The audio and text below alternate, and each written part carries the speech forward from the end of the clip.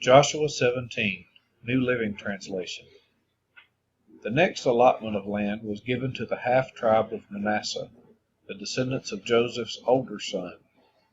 Machir, the firstborn son of Manasseh, was the father of Gilead. Because his descendants were experienced soldiers, the regions of Gilead and Bashan on the east side of the Jordan had already been given to them.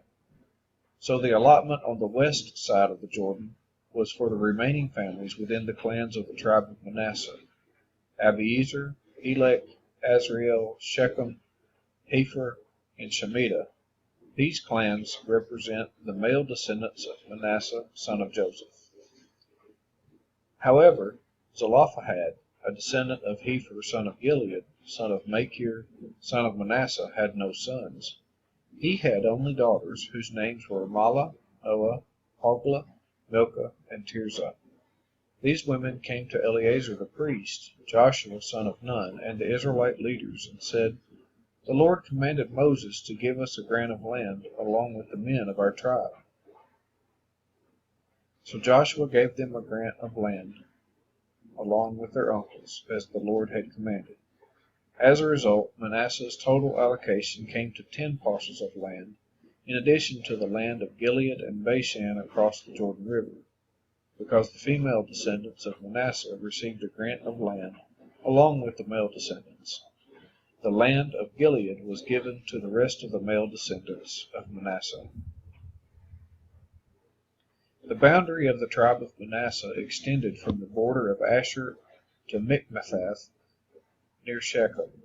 Then the boundary went south from Michmethath to the settlement near the spring of Tappuah.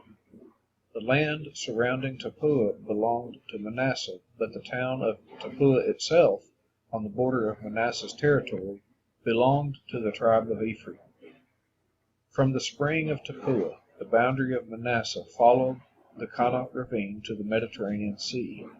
Several towns south of the ravine were inside Manasseh's territory, but they actually belonged to the tribe of Ephraim. In general, however, the land south of the ravine belonged to Ephraim, and the land north of the ravine belonged to Manasseh. Manasseh's boundary ran along the northern side of the ravine and ended at the Mediterranean Sea.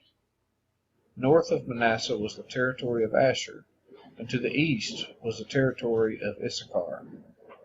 The following towns within the territory of Issachar and Asher, however, were given to Manasseh: Bethshan, Ibleam, Dor, that is, Naphoth Dor, Endor, Taanach, and Megiddo, each with their surrounding settlements.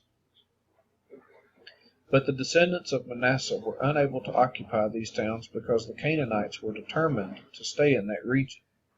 Later, however, when the Israelites became strong enough, they forced the Canaanites to work as slaves, but they did not drive them out of the land. The descendants of Joseph came to Joshua and asked, "Why have you given us only one portion of land as our homeland when the Lord has blessed us with so many people?"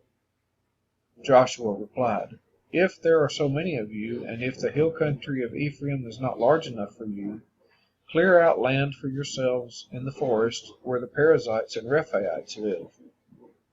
The descendants of Joseph responded, "It's true that the hill country is not large enough for us, but all the Canaanites in the lowlands have iron chariots, both those in Bethshan and its surrounding settlements, and those in the valley of Jezreel.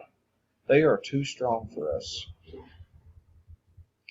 Then Joshua said to the tribes of Ephraim and Manasseh, the descendants of Joseph, "Since you are so large and strong, you will be given more than one portion. The forests of the hill country will be yours as well. Clear as much of the land as you wish, and take possession of its farthest corners. And you will drive out the Canaanites from the valleys too, even though they are strong and have iron chariots.